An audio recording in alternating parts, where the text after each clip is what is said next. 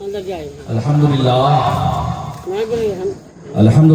الذی افضل الاخلاق والارضین والصلاة علی من کان نبی وآدم بین الماء والطین فقد قال اللہ تبارک وتعالی فی القرآن المجید والفرقان الحمید فاعوذ باللہ من الشیطان الرجیم بسم اللہ الرحمن الرحیم لئن شکرتم لازیدنکم ان کفرتم ان عذابی لشدید آمنت باللہ صدق اللہ العلی العظیم وصدق رسولہ النبی الامین المتین المبین الکریم ونحن علی ذالک لمن الشاہدین والشاکرین والحمدللہ رب العالمین۔ برادران اسلام، خطبہ مسنونہ کے بعد جس آیت کریمہ کی تلاوت کرنے کا شرف حاصل کیا ہوا، ترجمہ کرنے سے قبل ہم اور آپ مل کر بارگاہ رسالت میں عقیدت و محبت کے ساتھ درود شریف کا نظرانہ پیش کریں اور بآواز بلند پڑھیں۔ اللہم صلی علی سیدنا شفیعنا حبیبنا مولانا محمد بارک وسلم صلو علیہ صلاۃ و سلام علیک یا رسول اللہ صلی اللہ تعالی علیہ وسلم۔ ایک بار درود اور رسول آل رسول پر پڑھ لیا جائے۔ اللہم صلی علی سیدنا شفیعنا حبیبنا مولانا محمد بارک وسلم صلو علیہ صلاۃ و سلام علیک یا رسول اللہ صلی اللہ تعالی علیہ وسلم۔ میرے محترم، کسی شاعر نے کہا تھا کہ زمانہ طوفان اٹھا ہے لیکن جہاں رضا کا غلام ہوگا۔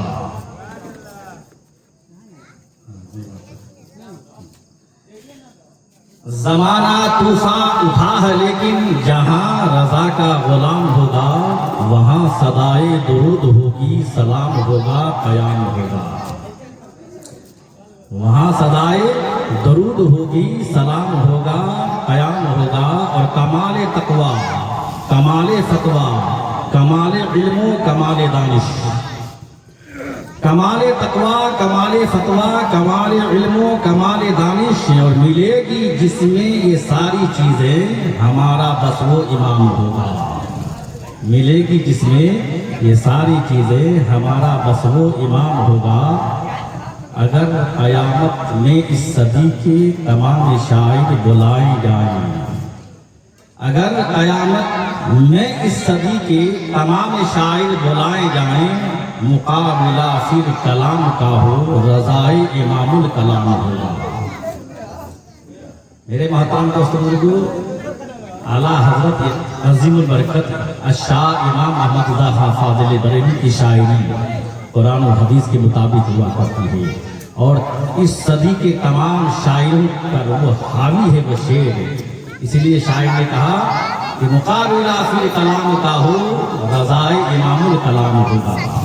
میرے محترم دوستوں، بہت خوشی کی بات ہے کہ جناب مسلم صاحب کے صاحبزادے جناب تسلیم، جناب وسیم اور دیگر فاروق لوگ کی مہربانی سے اللہ نے بہت ساری نعمتیں عطا فرمائی، نعمتیں عطا فرمائی، اور جس مقصد سے یہ پروگرام رکھا گیا ہے کہ اللہ نے وہ نعمت دیا تو اس نعمت کا شکریہ ادا کرنا ہے۔ میرے محترم، گھر بنانا بھی کیا نعمت ہے، اور اولاد اللہ دیتا ہے وہ بھی نعمت ہے، روزی دیتا ہے یہ بھی نعمت ہے، یہ اللہ نے صحیح سلامت جسم عطا کیا یہ بھی نعمت ہے۔ آپ جب سورہ رحمان پڑھیں گے اس میں آتا ہے نا، بار بار آتا ہے فَبِأَيِّ آلَاءِ رَبِّكُمَا تُكَذِّبَانِ، فَبِأَيِّ آلَاءِ رَبِّكُمَا تُكَذِّبَانِ۔ اس کا ترجمہ یہ ہوا کہ اللہ کی کون کون سی نعمتوں کو تم جھٹلاؤ گے، کون کون سی نعمتوں کو جھٹلاؤ گے۔ میرے محترم دوستوں کو، یہ دیکھو جتنی چیزیں زمین آسمان اللہ نے دیا ہے، سب بندوں کے لیے دیا، یہ بھی نعمت ہے۔ ہوا، پانی، آگ، مٹی، پہاڑ، سمندر، جتنے بھی اللہ نے دیا سب امت کے لیے، بندوں کے لیے نعمت ہے۔ اور میرے محبوب کے صدقے میں ملا، میرے محبوب کے صدقے میں ملا، اور اگر محبوب نہ آتے تو کچھ بھی نہ ہوتا۔ اسی لیے اس محبوب کی ہمیں تقلید کرنی ہے، اس محبوب کی مطابق ہمیں زندگی گزارنی ہے۔ میرے محترم دوستوں بزرگوں، اس لیے کسی شاعر نے کہا، دو 2-3 शेर तरन्नुम में अंदाज पर समाज कीजिएगा, कहिए सुभान अल्लाह। शायर और आशिक रसूल जो शेर लिखता है तो इसके रसूल की मोहब्बत में डूब करके शेर लिखता है। और सबकी ख्वाहिश होती है, जितने भी उम्मती मोहम्मदिया है सबकी ख्वाहिश होती है कि रसूलुल्लाह का दीदार हो जाता, काश रसूलुल्लाह का दीदार हो जाता। लेकिन मेरे आका ने तो जरिया बना दिया, वसीला बना दिया कि अगर तुम मेरा दीदार करना चाहते हो तो रोजाना 100 बार मुझ पर दुरूद पाक पढ़ते रहो, मुझ पर दुरूद पाक पढ़ते रहो। आज नहीं तो कल, कल नहीं तो कहीं जिंदगी में कभी भी मेरा दीदार कर लेगा। और जो दीदार कर लिया, जो ज़ियारत कर लिया, उस पर जहन्नम की आग हराम हो गई। इसलिए एक शायर कहता है, हुजूर आपको देखना चाहता हूँ, हुजूर आपको देखना चाहता हूँ, हुजूर आपको देखना चाहता हूँ। यही मेरी हसरत,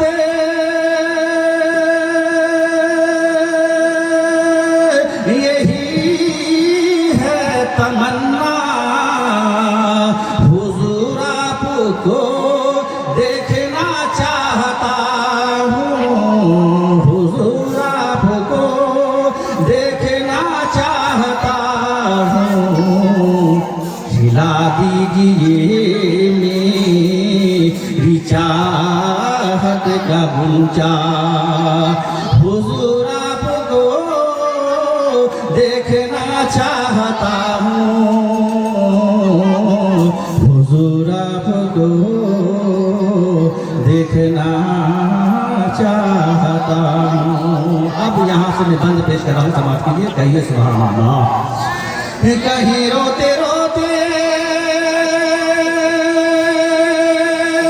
न भर जाए आँखें, कहीं रुक न जाए ये बेचैन सांसें, कहीं रुक न जाए ये बेचैन सांसें।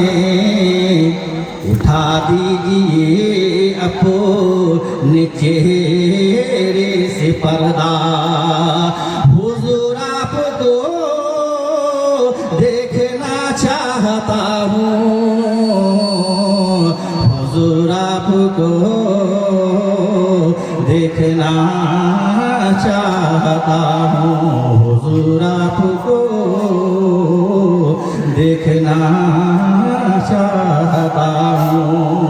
और ये भी बंद पेश कर रहा हूँ, सब सरे हशर तशरीफ लाओगे, लेकिन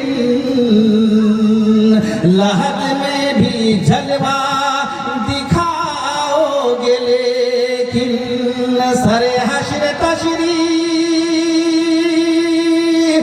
लाओगे, लेकिन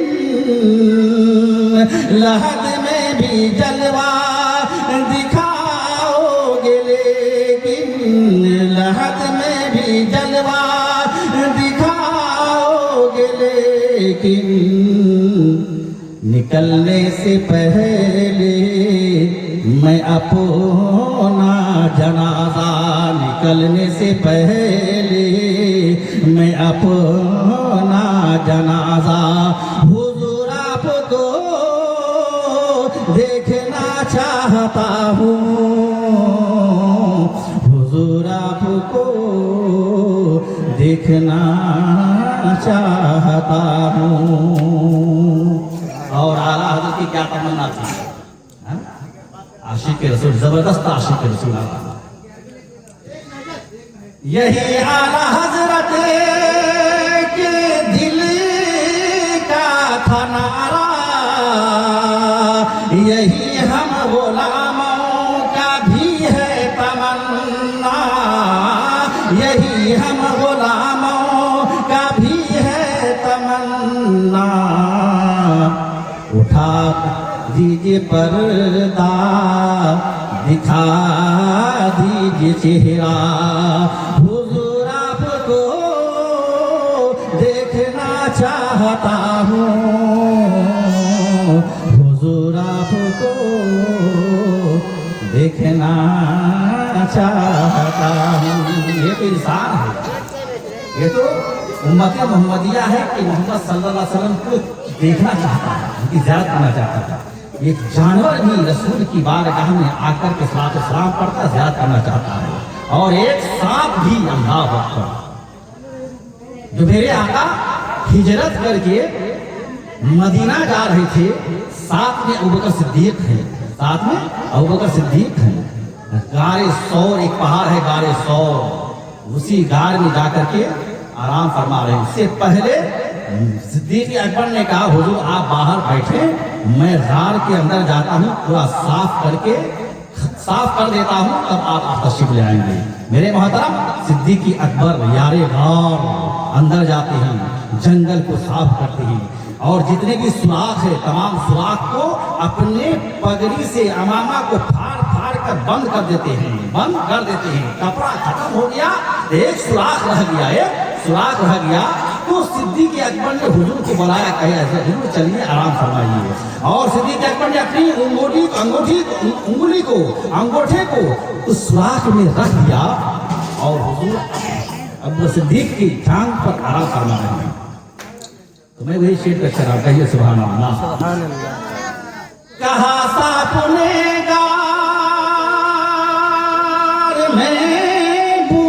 بکر سے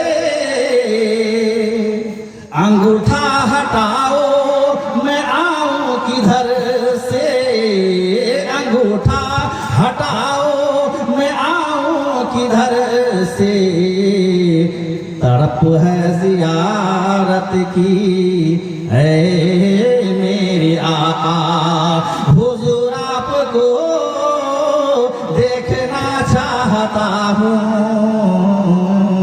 حضور آپ کو دیکھنا چاہتا ہوں. 570 سال تک وہ سانپ اس غار میں آرام فرما رہے تھے کہ حضور اس غار ثور میں آئیں گے اور میں آقا کا زیارت کریں گے. لیکن جب انگوٹھا رکھ دیا تو مجبوری میں جو ہے سانپ نے ڈنک لگا دیا, پیر ہٹایا, سانپ نکلا, مصطفیٰ کی زیارت کیا اور باہر نکل گیا. سبحان اللہ. وہی سانپ جب باہر نکل رہا ہے تو کیا کہا شاعر, کہیے سبحان اللہ. ابو بکر سے کہا معذرت چاہ رہا, سانپ کیا کہا معذرت چاہ رہا ہے. ابو بکر سے معذرت چاہتا ہوں, نکلتے ہی باہر یہی سانپ بولا, نکلتے ہی باہر یہی سانپ بولا, ارے انگوٹھے میں اسے واسطے میں نے کاٹا, حضور آپ کو دیکھنا چاہتا ہوں, حضور آپ کو دیکھنا چاہتا ہوں. آخری شعر پہ شاٹ کریے سبحان اللہ. سبحان اللہ. سبحان اللہ.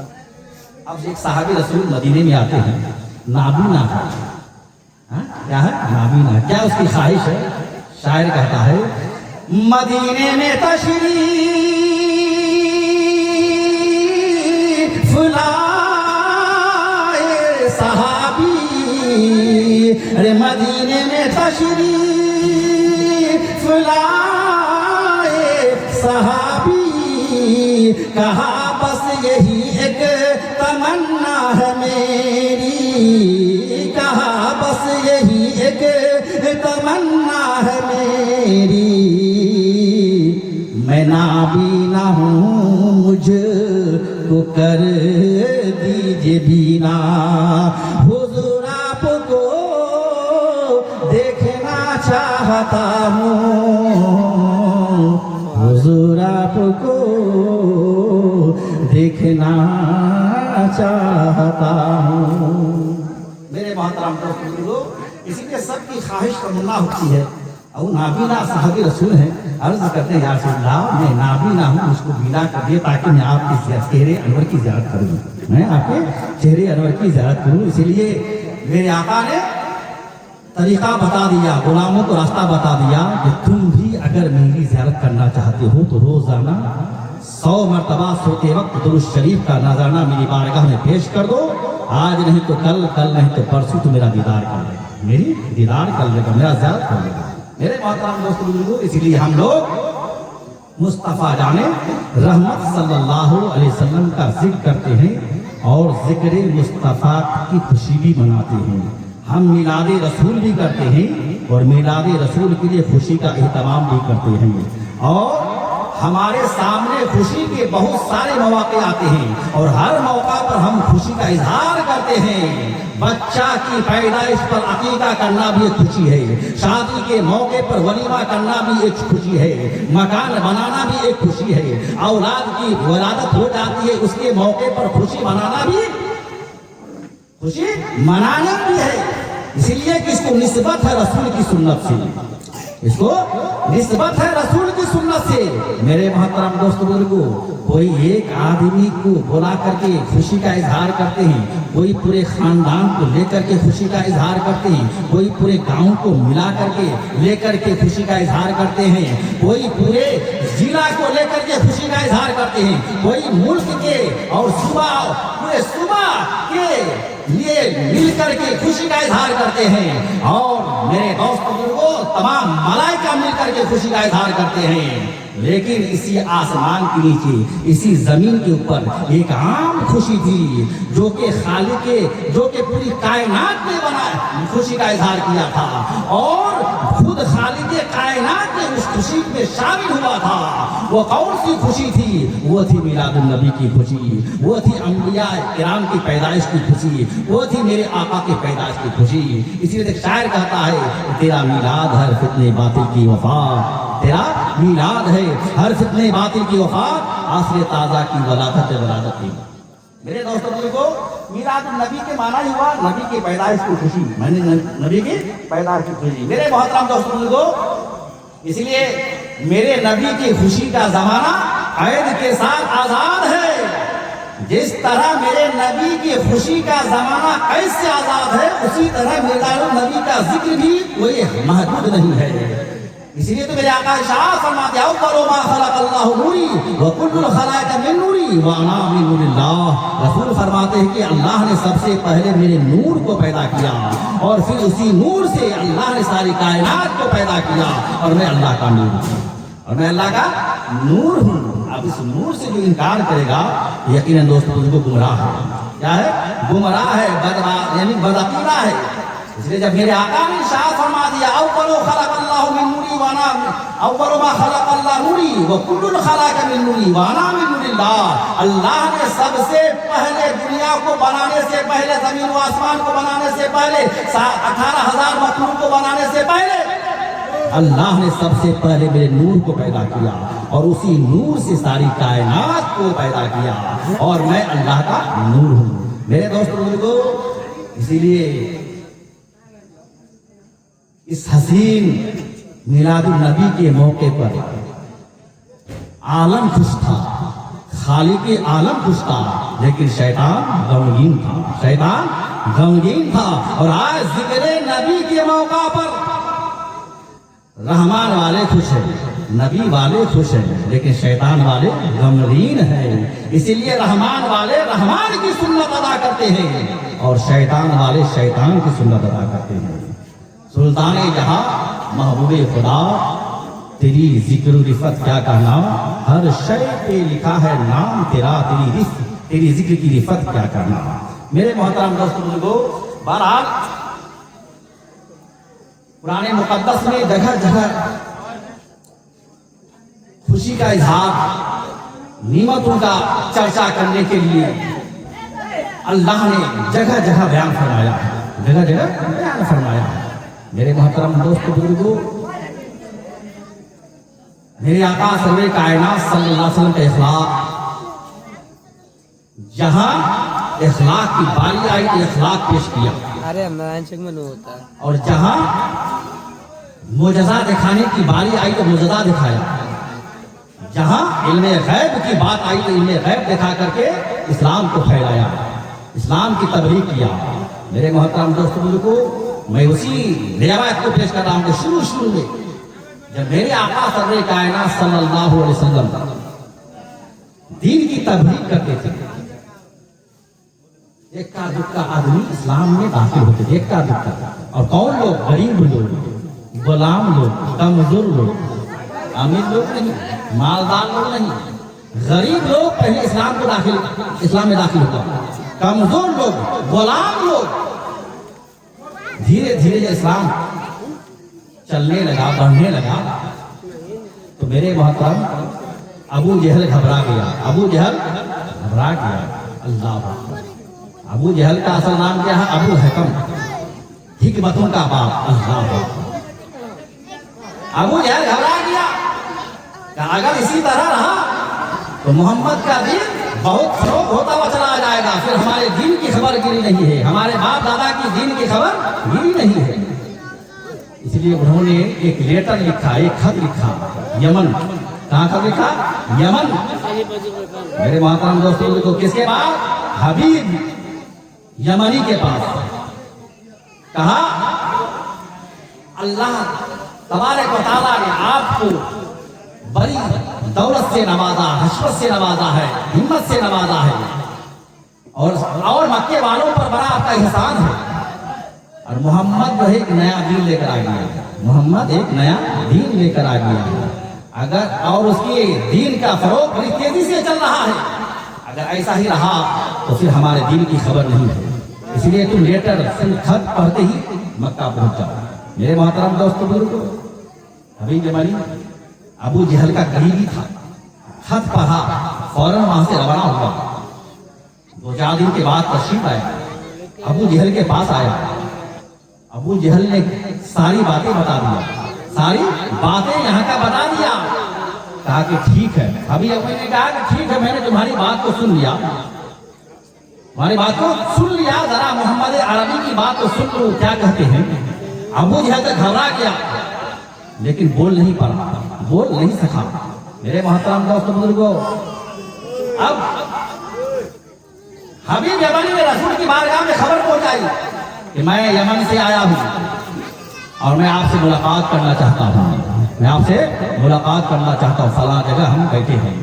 मेरे आका जैसे ही ये पैगाम सुनते हैं, अपने गारे यार हज़रत अबू बकर सिद्दीक़ को साथ लेते हैं और उनकी महफिल में आते हैं। जैसे ही महफिल में आया, महफिल में सन्नाटा छा गया, महफिल में सन्नाटा छा गया।